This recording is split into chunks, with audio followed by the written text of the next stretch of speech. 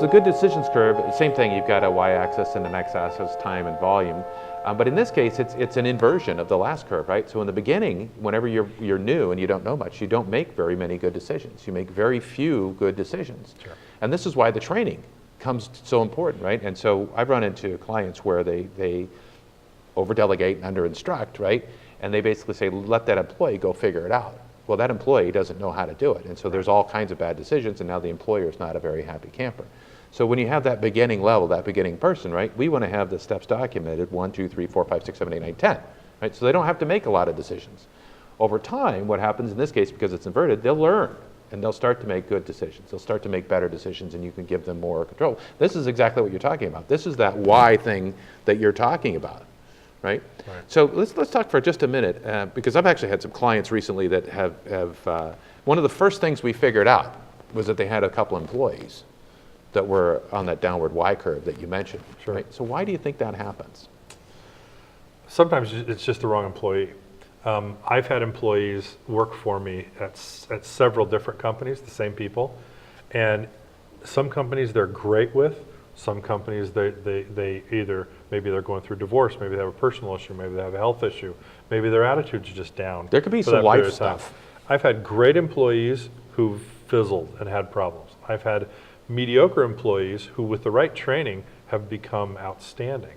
I think the thing that I enjoy the most is when I get into a company and we have employees that are kind of mediocre, but we start to train them and really show them what their end objective is, what we value. A lot of times our employees think that their job is just, I'm going to finish the spreadsheet and I'm going to do X. The employee needs to really understand what you as an employer value.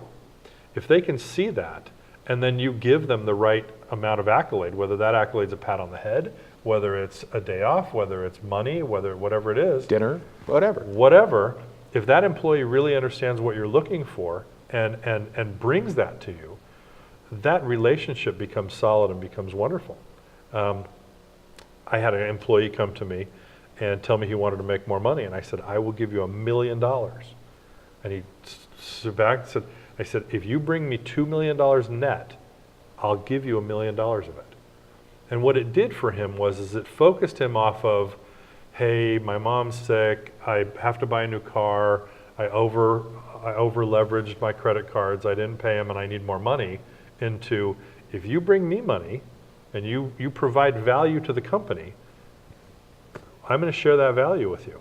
Completely changed who he was and made him a completely different guy. Still friends today. He's a great guy.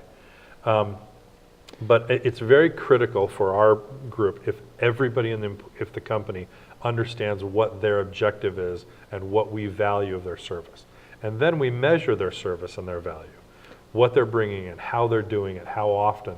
And we give them the accolades and the recognition that they deserve for the hard work that they put in. So we've got great specifications. Right. That's an important part of the hiring process. And it's what are the skills, but also what are the attitudes, what are the behaviors that they need to have, and then we've got being able to measure the training. Progress. Training. Proper training. Support. And then measurement. And expectations.